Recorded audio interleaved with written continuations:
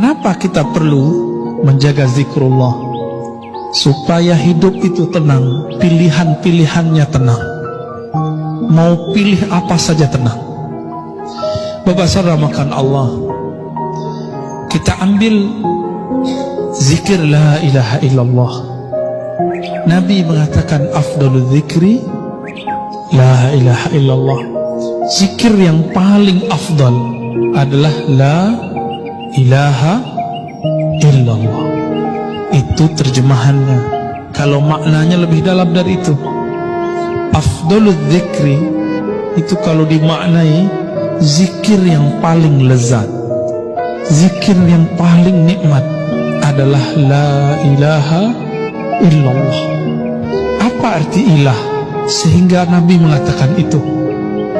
Ternyata kalau orang betul-betul membaca la ilaha illallah, ilah salah satu maknanya adalah tempat hati bergantung, tempat hati nancap, tempat hati berkiblat, tempat hati condong. Jika kita katakan tiada lagi kecondongan hatiku, tiada lagi semua yang aku inginkan, yang aku cintai kecuali Allah.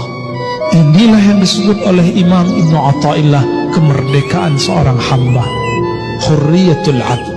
Baru disebut Abdullah.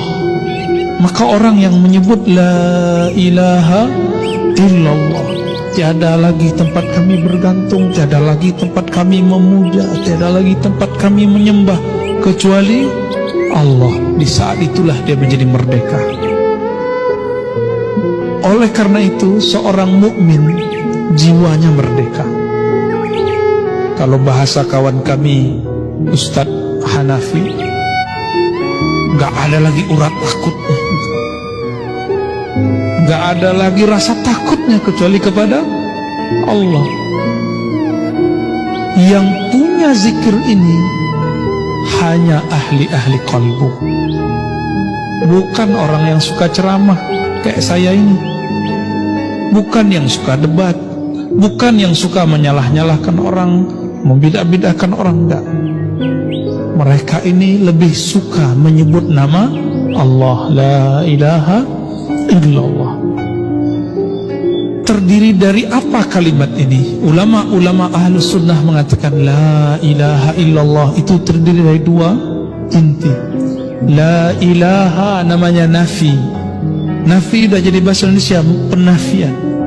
Ditiadakan apapun dalam pikiran, apapun dalam hati, illallah, kecuali Allah. Makanya ulama-ulama terdahulu punya teknik membaca la ilaha illallah, ada tekniknya. Kenapa Bapak Ibu baca la ilaha tidak ada merindingnya, tidak ada getarannya? Karena tidak punya teknik. Buat rendang, kalau tidak diaduk, santan dan airnya pisah nggak Pak? Nah, adukan itulah kira-kira ilustrasi baca la ilaha illallah, kalbunya harus diaduk. Mengaduk kalbu itulah, menghantam kalbu itulah yang membuat kalbu itu terasa tenang. Disitulah getaran-getaran kulit terasa, gemetar, bulu roma berdiri, ada rasa yang tidak bisa diceritakan. Tapi kalau mau tahu, fas'alu ahla dzikri, tanyalah ke ahlinya ya. Itu tidak diobral, tidak diobral. Kalau zikir-zikir biasa itu bisa dijelaskan kapanpun, tapi kalau tekniknya tidak. Nah itu nafi. Illallah itu isbat. Apa arti isbat? Isbat berarti penetapan. Tiada yang disembah kecuali Allah, tiada yang dituju kecuali Allah, tiada yang diharap kecuali Allah. Orang kalau begini, PNS kalau begini, karyawan kalau begini, nggak perlu fingerprint, kerjanya pasti selesai. Kenapa sekarang harus pakai fingerprint, pakai daftar hadir? Karena orang-orang tidak serius bekerja. dia hanya takut ke atasannya, jadi nggak takut kepada Allah.